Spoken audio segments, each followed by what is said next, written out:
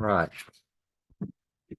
This evening, I want to go over a few things. There's really about three main items I want to get through in our session this evening. So, first one is I want to share with you a PowerPoint to kind of start off. I know in the readings, if you look really in the course shell, it has a few different PowerPoints. There's one really in particular I want to look at. I really like it because it has a lot of good information. It kind of breaks down the different types of assessments. So we'll go through that quickly, then look at the syllabus to make sure everyone understands where we are at this point. You'll have an assignment coming up due this Sunday. It's the interview report. I'm also going to show you in the course shell, there is a sample of an interview report that was done by a group a few semesters ago. I had that available in the course shell. I'm going to show you where to find it in case you're having some challenges on trying to figure out how to dance everything and put it in there. So I was telling Miguel a while ago, there is, depending on the number of people in your group, you may have a lot of information. You're scratching your head trying to figure out how in the world to condense that down, what it's going to look like. So I'll show you where to locate that sample for your group to look at to help you. And then we'll kind of look ahead, kind of get you thinking about the informal, because you'll need to start thinking about a few informal assessments that you would like to use next week with the case study student you've selected. So you can go ahead and start administering those. So that'll be up on us before we know it. So I'm going to go ahead and quickly, I'm going to switch over. If you'll bear with me just a minute. I'm going to share my screen.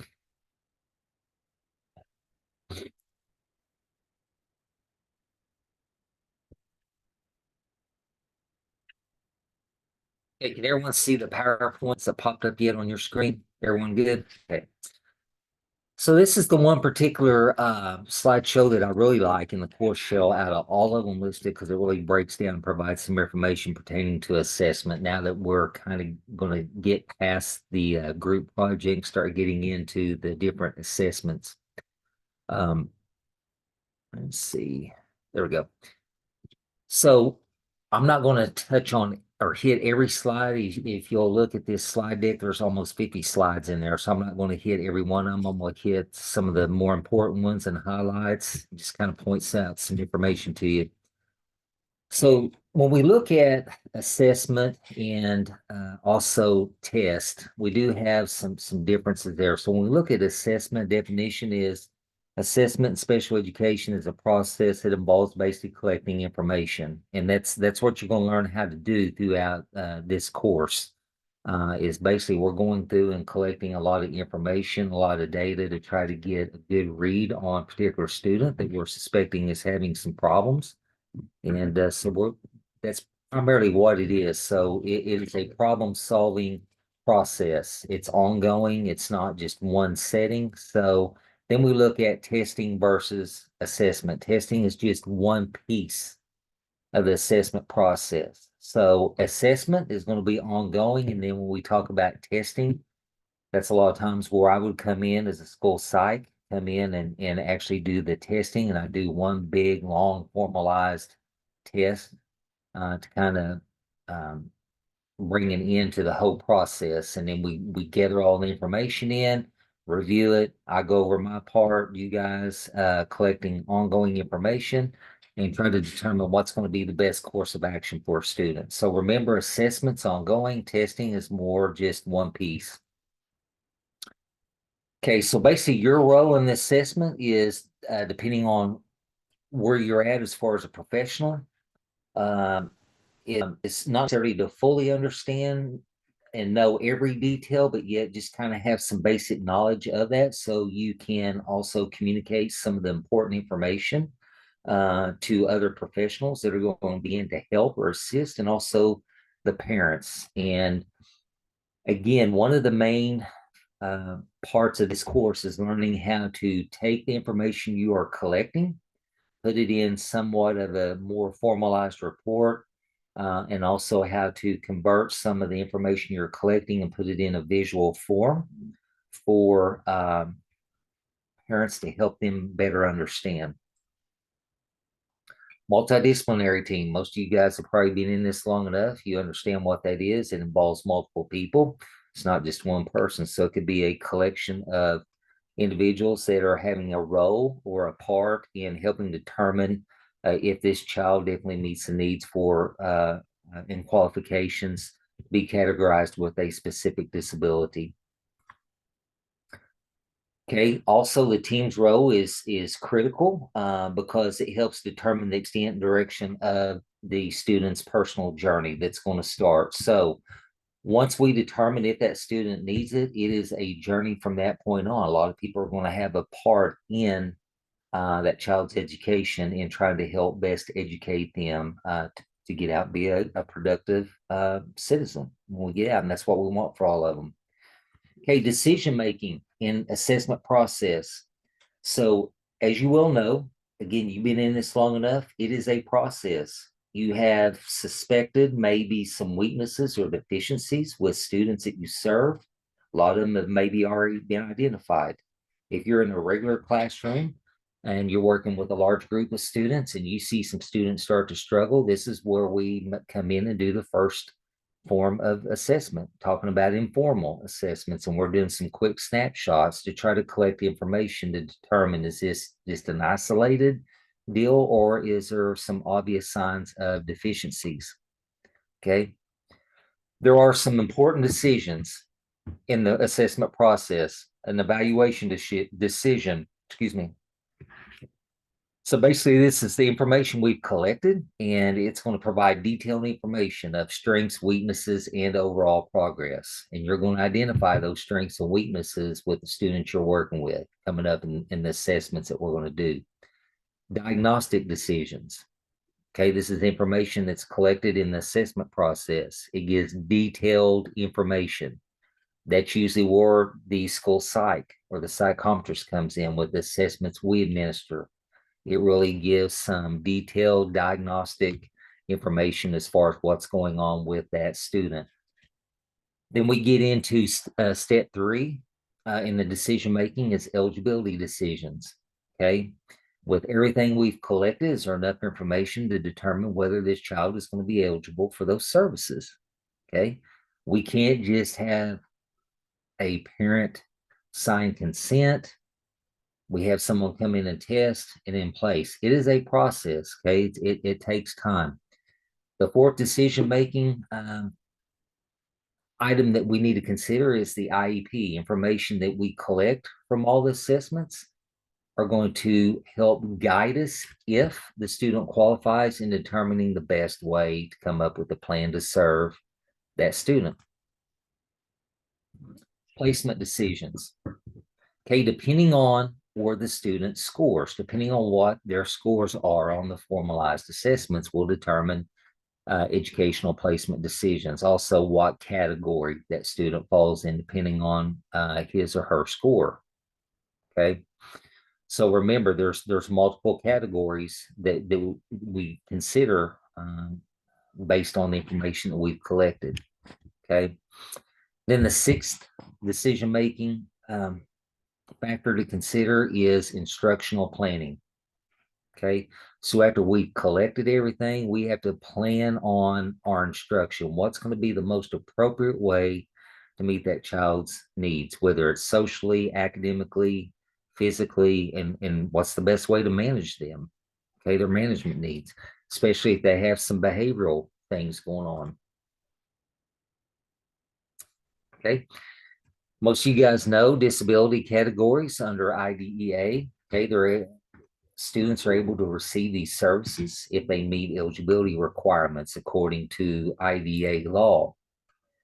Okay, so if you look, here are the categories. Also, this slide needs to be updated. You can tell this term here, mental retardation, is not used anymore. Intellectual disability is the one that's used. Okay, so you have autism, deaf, blindness, developmentally delayed, emotional disturbance, hearing impairments, multiple disabilities, orthopedic, OHI, specific learning, speech language, traumatic brain injury, visual impairments. You guys well know, I'm sure most of your funding formulas in your state, all of those disabilities or those categories are going to be weighted differently in a funding formula. I don't know if you've heard your administration talk about that. Your categories that are going to be weighted more meaning they're funded. You get more funding for that category is obviously going to be deaf blindness, visual impairments. Those are two definitely they're going to be weighted more because it costs more to educate those students due to their disability or their category. Okay, then right under that would fall multiple disabilities, also traumatic brain injury. Those are your four categories are going to be weighted more than any other one from the funding side of it. Okay, normally some different ways that we identify first the student, or I'm sorry, the teacher suspects some things based on some classroom observations. Okay, you may notice some things, the student's starting to struggle, and you may say, hey, I need to do some informal assessment to try to determine whether this is isolated or if it's ongoing. Okay, the student's work may be below average, or if it's emotional things, behavioral, you're noticing changes in the behavior. The second way is oftentimes a parent may call or write the school and express some concerns and maybe provide a request for consideration to have their child evaluated. Okay, they may feel that their child's not progressing. They may notice some specific problems when they're working with that child at home, and they may reach out to you. Okay, under the multidisciplinary team, evaluation of a child with suspected disability must be made by the team.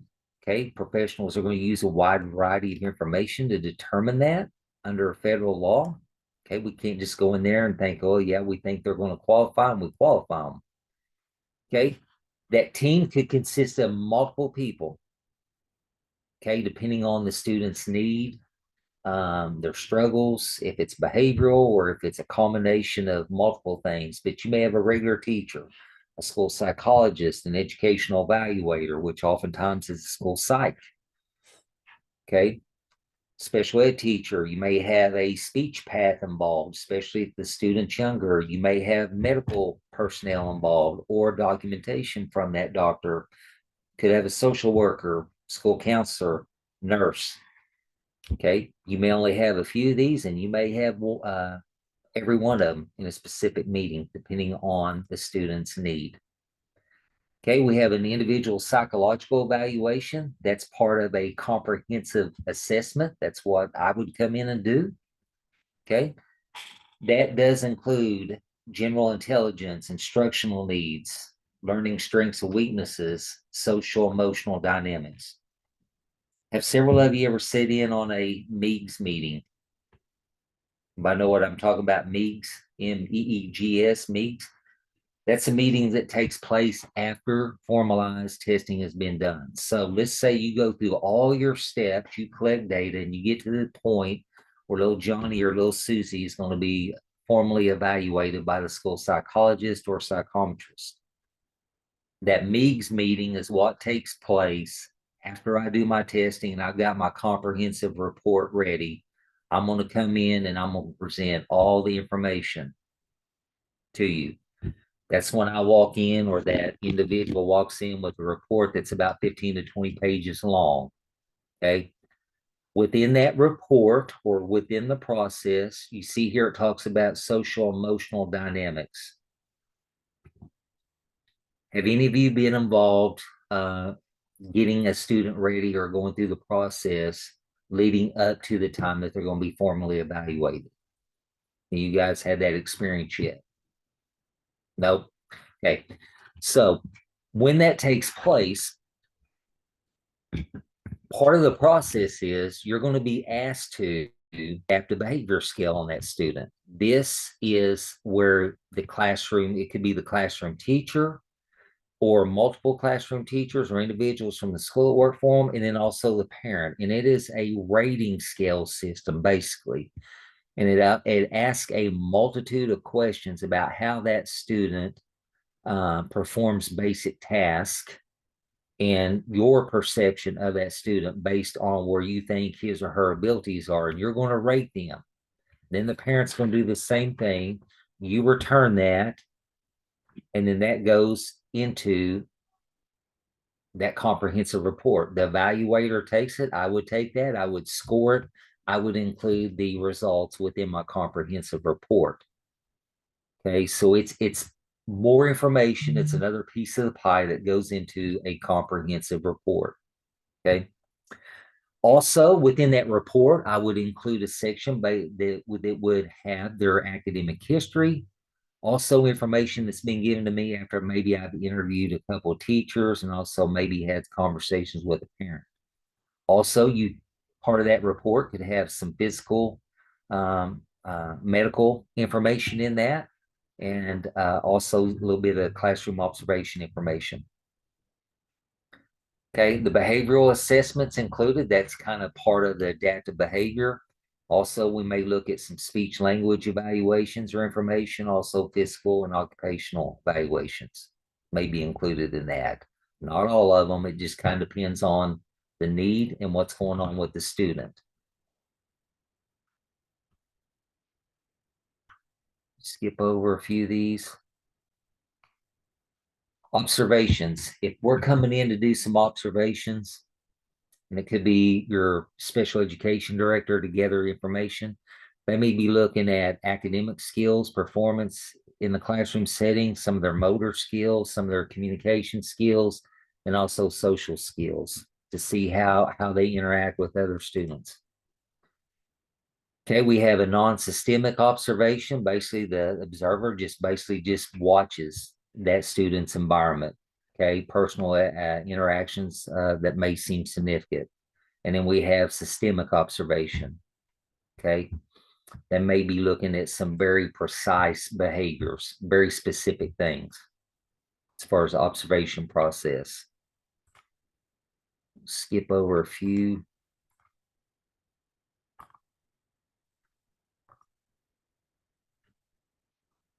Quickly.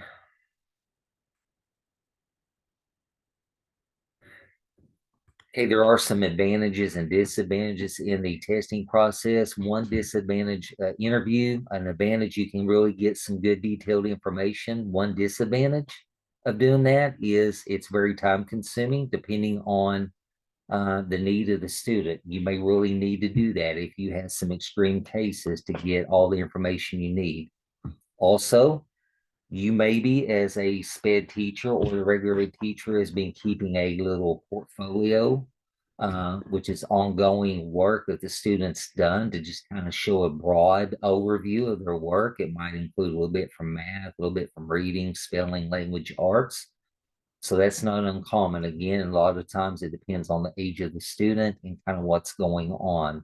Here it talks about types of portfolio. You got a working portfolio that's ongoing.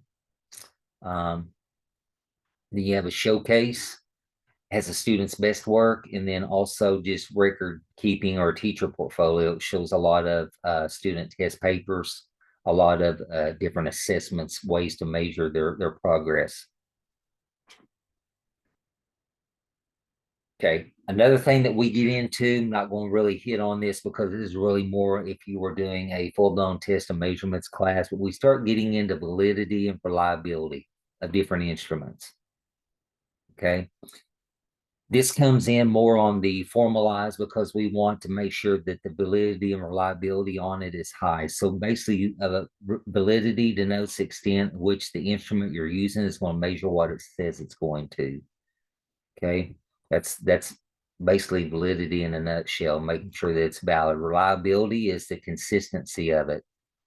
So if we used one, Samuel, if we use one informal assessment, if we wanted to see if it was reliable, you could administer it, then have your neighbor next door, your teaching neighbor, come in and administer the same thing. And if it was reliable, you should see some consistency between the two evaluators on it. Okay. Normed reference. Norm reference test. We see this a lot in achievement tests. Okay. Norm reference means it is formalized. A lot of your norm reference test requires specific training. When I come in as an evaluator, all those assessments are norm reference. You can't just anybody give those. Okay. And also, it is one that does not measure a student against themselves, but it compares their performance to a group of students of similar demographics, similar age. Okay, you're basically comparing that student against national averages. of students that are same age, similar demographic background. Okay. They are also not scored on specific criterion. Okay, like 8 out of 10, correct. Okay, the scoring system, it is significantly different on how we go through there and do it. And it's a lot of it's based on age. And so just to give you an example, and I'm almost to the end, but I want to share this with you. If I come in and on a subtest there are 50 problems, and Johnny is a sixth grader, my direction, since what I have to do on that test is I am going to skip 0 through 25 because of his age. And I'm going to start Johnny on problem 26 and move forward. Okay. When I go to score that, 1 through 25 are automatically correct. Okay. And then when I move forward, it's going to be based on hitting a ceiling, meaning if he gets X number incorrect, I stop. That's the end of it. No more. He doesn't go on. And then I go back and score it based on that. And it takes into consideration his age, also the number that I started on. So a lot of factors on that. It's not just Johnny got 8 out of 10 correct, or Johnny on my test I gave him got the first 25 correct. It's based on age only. He didn't work the first 25. So I just kind of want to throw that out there. It gets really confusing on some of those assessments when we come in and test them. Criterion reference. This is another form of test that's administered. So basically, the test giver, me or you in the room, you can give a criterion reference test. It's based on what the student can and cannot do themselves. We're not comparing them to a group. Okay, so if you give him a test, he gets 7 out of 10 correct. He's mastered 70, shows he knows 70% of the content. Okay, if it was normed reference, it'd be a whole different outcome. So big difference between the two. Just keep that in mind, especially if you have a student tested, know that they're using a norm reference test. Okay. Examples of criterion reference tests. Does Jane do 8th grade math computation problems with 85% accuracy? Did Joe get 90% of the questions correct on a social studies exam? It's pretty straightforward. 9 out of 10, 90%. Okay, for criterion reference. It's very just straightforward, simple, basic mathematics when we're going and scoring them to try to determine. Where norm reference, it's all based on percentiles and percentages and multiple factors. Okay, so it's big difference. Any questions on just some of the different types of assessment, how they're kind of scored? I know that was really quick, but I really like to kind of go over that and hit the high spots because it really has some good information that can help you understand the two. The norm reference, I mentioned the first night last week. Thinking ahead, that's one that you need to consider how you're going to be able to do that, because most of them that are administered in school require specialized training. Okay, so remember that. That's a few weeks down the road, but I just want to point that out again. I'm sorry. Sorry. Are you going to share this with us? Is this going to be a resource available? The PowerPoint, Yeah. it's in core shell. Okay. Yeah, it is. It's on week 2, and there is a chapter 2 and there's a chapter 3, and that was chapter 2 PowerPoint. A lot of information. It's a great resource, and a lot of times students, after I show that, they'll often refer back to that. But it is in week 2. Yeah, chapter 2. Okay, so definitely something you want to look at. The next thing I want to do is I want to go over to Blackboard and show you the sample of the group interview report that was done, just to kind of give you an idea of where it's at, where it's located, in case you want to reference it. And if you'll bear with me just a minute here, I'm going to switch over and get to it. If you're slow listening, so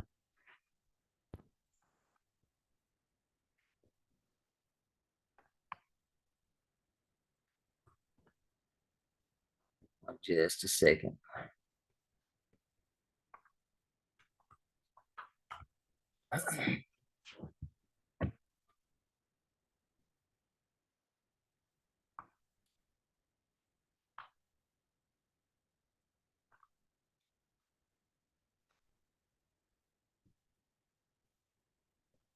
Okay, it should have shared. It should have popped up. Can everyone see my screen? Okay, so if you will go in, and I'm in section BA, so all these sections are set up the exact same, whether you're section BB or BC. If you click on module 1, drop down and you will see it says example group interview. If you click on that, it'll pop up an example of the report. For purposes, you can see this is done in a summer semester.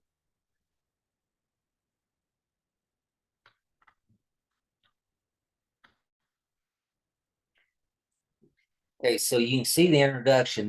There was a lot of information. They really had to condense it down. Okay, so within that introduction, they were able to tell briefly about each one of them, the interviewee, a little bit about their experience, and how they did that. So, and then they went right into, you can see their header up here for this section, types of assessments, and then they condensed it down into the types of assessment, and they went into the assessment administration.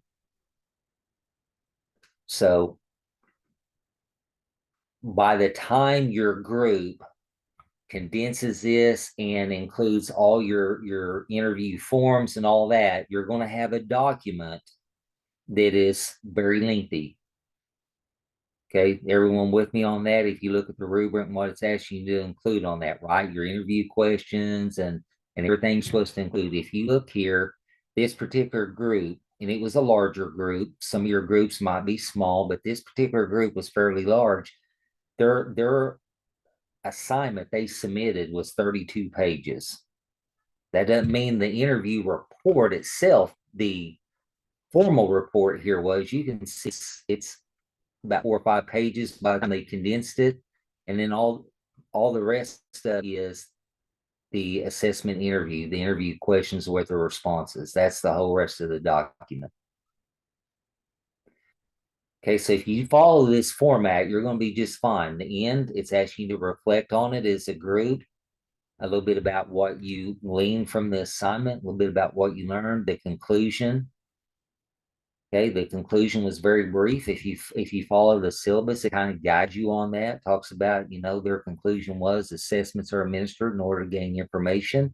A variety of informal and formal assessments are administered regularly with special ed.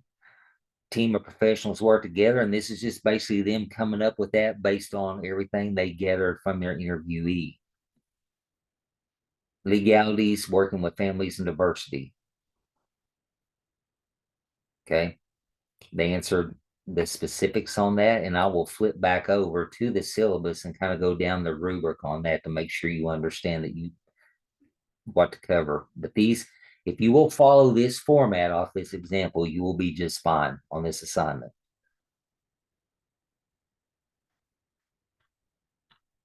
Assessment administration and the section on the types of assessment probably are going to be your 2 longer sections in just the report that you're combining. So the types of assessments probably is the longest because each person that they interviewed, a lot of times specific school districts like to use certain assessments. So oftentimes what I found when we do this is there is a wide variety of assessments that are used because every individual has their own preference. So they give a little brief explanation on that. You'll see a very common one, and I don't know if you're running into this with the individuals that you are interviewing. And I mentioned this the first night. This is the one that I prefer to use most often is the Woodcock Johnson 4, the WJ4 is what it's often referred to. And so in those kits, and I've got a kit here, my own personal one, you got the cognitive, and then you also have the achievement. Okay, so with each one of those, Marissa, I've got about 14 subtests for each one. Okay, I don't give all 14. There's about 10 subtests for each the achievement, and the cognitive. So you can see if I come in and I'm using and I bring a WJ4 kit in, depending on the age of the student, I'm going to be in there for a while in a session. So really try to break that up, give the student breaks. If it's a younger student, I may come back and do it in 2 sessions just to get a good, accurate reading on that student. But this is a very common one. So you just list them in there, talk a little bit about the information you got from the person you interviewed. Okay, everyone remember where you can locate this so your group can reference it. Just click on module 1. And as soon as you do, it'll drop down to be the first tab. You pop it up and the example's right there for you. Okay. I'm going to do a stop share so I can get back over and show you quickly. Let me make sure we're all together.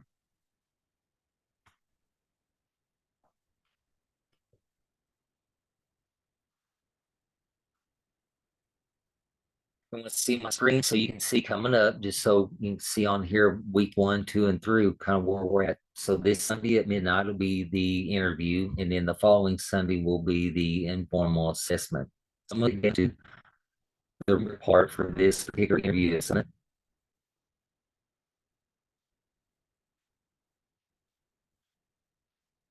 So here we are.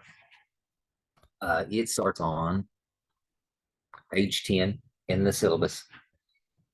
So the first thing is we have the introduction. So this is where you're going to condense it down and do a brief discussion on the background of the interviewee or the interviewees, multiple people, depending on how many is in your group. So make sure you include their years of experience, name of the different tests he or she has administered, and any pertinent information related to administering those tests. Make sure you include the date of the interview, time and place, and kind of the purpose of the overall report. Okay, so it's going to be a challenge to kind of condense all that. But again, you can refer back to that example. The next thing, the next section, as it indicated in the example I showed you, is how to assess. Okay, so you're going to identify the different types. I just kind of went over that, the WJ4. So you'll see a variety of test assessments that are used. Discuss the criteria that maybe they gave you when they select assessments. You know, did they share with you why they like that particular assessment, or what did they consider when they determine which assessment to use? And also in that, differentiate between formal and informal assessment, maybe provide an example of each. Then the next session is going and talking a little bit about the information you collected on assessment administration. Explain the qualifications for formal and informal tests. A lot of times it's they've had to have graduate level training. Frequency of test administration and when administered. Okay, most of you are going to find out on formalized test, you only do it once a year. You cannot go in there and do more than that on formalized norm reference, especially if it's something like I'm coming in to do it. It's once a year. Okay, you won't do it more than that because it affects the reliability and validity of that test. Make sure you talk about the steps in the assessment process and a little bit about technological consideration when assessing students. Okay, you might ask them, what are some different technology considerations that are considered when you're going to test them? A little bit about legalities of IDA when it comes to assessment, a little bit about the role of the family. Okay, and the method or type of assessment for students who speak other languages. And then the conclusion, just the highlights of the interview and some tying some different key ideas. And then you're going to drop down to the reflection. What was learned about assessments?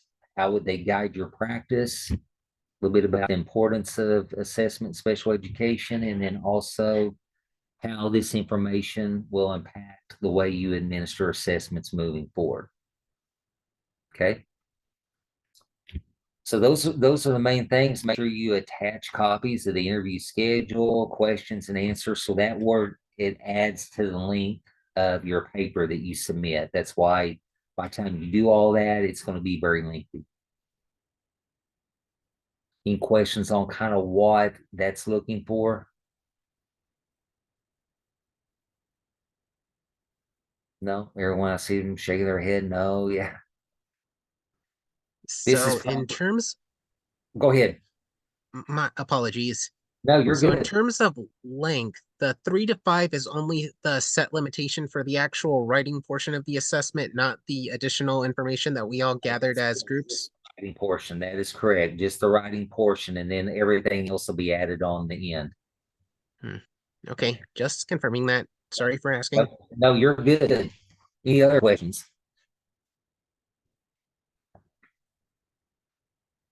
I mean, well, if you want, you can go ahead and the writing portion, if you want to make it about 30 pages, that'll be okay. Grinch, Unfortunately, I'm not that good. you're not that ambitious, right? Mhm. So no, 3 to 5 on the writing portion, and everything else is all the text documentation. Okay. Remember where the exams that's there for your group to go back and refer to if you have questions about, hey, how do I lay this down? And then I've got samples as we move forward and we get ready to write the other ones. I've got samples of all the other ones in the course shell as well, like for the informal, the norm reference, the CBM. So something for you to look at to kind of help you out and laying the paper out. Any questions there? I can answer for you. Sam, everything good? Everyone's shaking their head? Okay. As always, if you guys have questions between now and when it comes up due, please email me, let me know. I always try to make sure I check that early in the morning, then again after 5. So I'll get back to you as soon as I can. All right. And then that paper will be due, your group paper will be due Sunday at midnight. Remember, only one person has to submit that group paper because of you register in the group, it will tie it to all 3 of you or 4, however many is in your group. Also, remember, I want to remind you that peer rubric, that one single document, one of you will submit that individually. Okay. It's that one single form where you go in there and you list your group members and you rate them on a scale of 4, 3, 2, 1, I believe, based on their participation. Okay. That will be the only thing that you have to submit individually. And then one person from your group will be responsible for submitting that assignment, the paper.